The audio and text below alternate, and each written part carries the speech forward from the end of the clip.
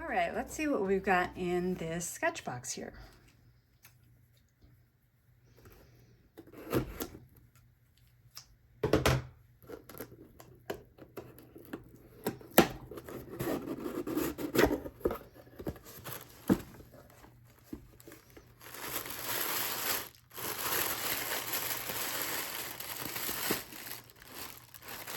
Okay, what have we got here? All right. Oh, now this is the premium box, I should say. There's two options of what you can get with Sketchbox, and it's like the regular and the premium. This one is, of course, the premium, and it shows you, there's a card showing you everything you've got here. All right. Watercolor, gouache, ink, acrylic. Ooh, nice paper. An art card with the artist. That is really pretty. That is beautiful. Sketchbox sticker. All right, let me just get everything laid out here, and then I'll talk about each one. All right, so in this sketch box, we have this paper here. So it says it's cotton paper, ideal for watercolor, gouache, ink, and acrylic. So there's not much of a grit or texture on this paper. It's very smooth.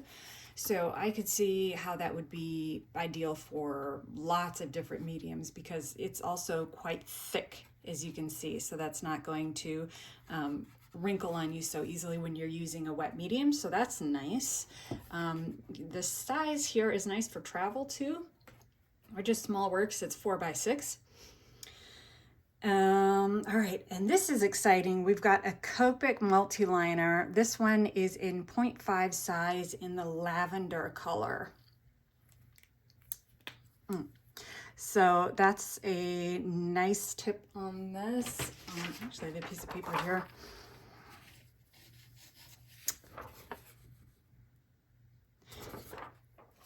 Pretty color.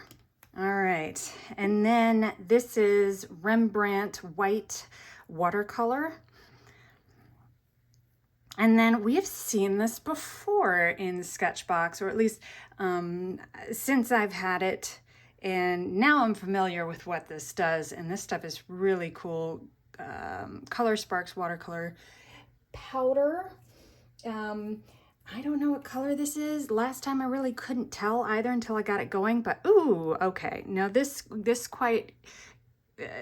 like a red. I mean, there's really no denying that's some kind of red there. I am excited to try that out, because last time it looked really cool. All right, and then we've got these four here. These are all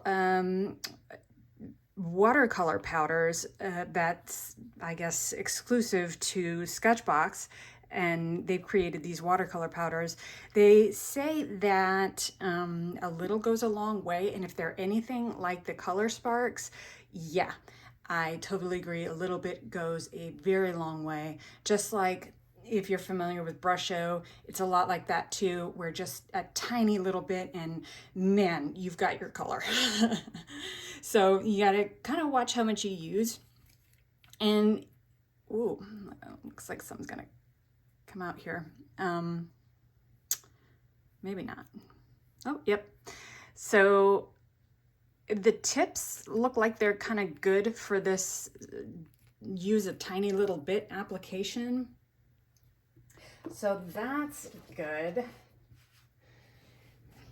And it comes in the colors orange, turquoise, grape, and navy blue. So lots of colors you can create from these four.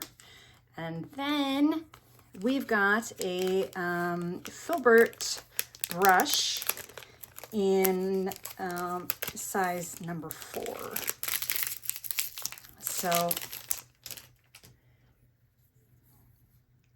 here we've got the number 4 Filbert brush. This is a really nice brush that's, it's so versatile. So I can see this brush getting a ton of use. So this is great. All right, I'm excited to create something here. I don't know what I'm gonna make yet, but man, I'm excited about all of these different, these watercolor powders here. They're strong, so I'm a little intimidated by this, I'm not gonna lie. But I'm also excited. We're gonna experiment, we're gonna try it out, we're gonna make something. Let's make something.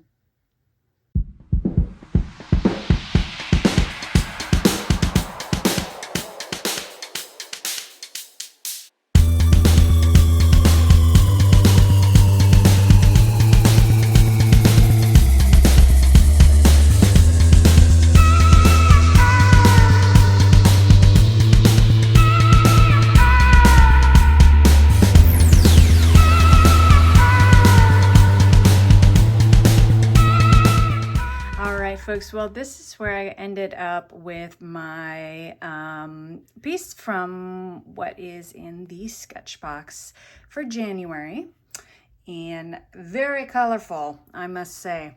So this box was really focused on a lot of watercolor and strong pigmented watercolors. So I'm gonna kind of quickly run through everything in this box and what I thought about using it. First of all, this paper is great. I would buy this paper. I think it's really nice. I think you can use it for a lot of different mediums, and the weight is very good. And I like the way the watercolor really took to it. So I think this is really good paper. Copic marker, this pen, you can't go wrong with Copic.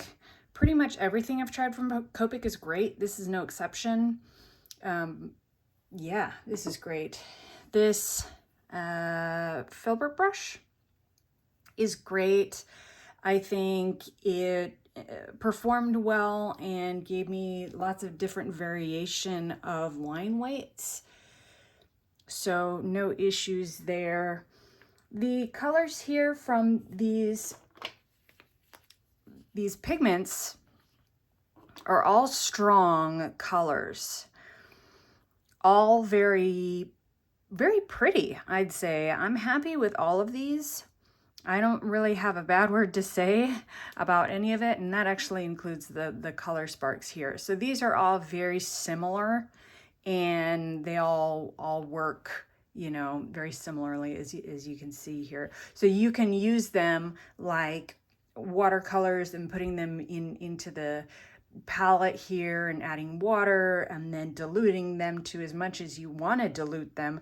Or if you want this sort of effect, you can, you know, wet your paper and then sprinkle it on there and then, you know, move your brush around. You get some really interesting effects, as you can see.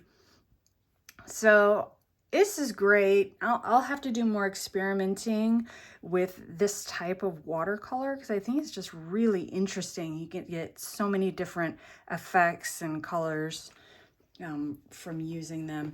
And then the last thing here is this Rembrandt white. I didn't really use it that much, to be honest. But you know, I'm sure it works fine, but so far it's okay. It would have been nice to have like an acrylic or something that's more opaque to sort of balance out these strong colors. So I'll say that, but it's all right. So that's all I have today, guys. Thank you so much for joining me. I will see you all next time.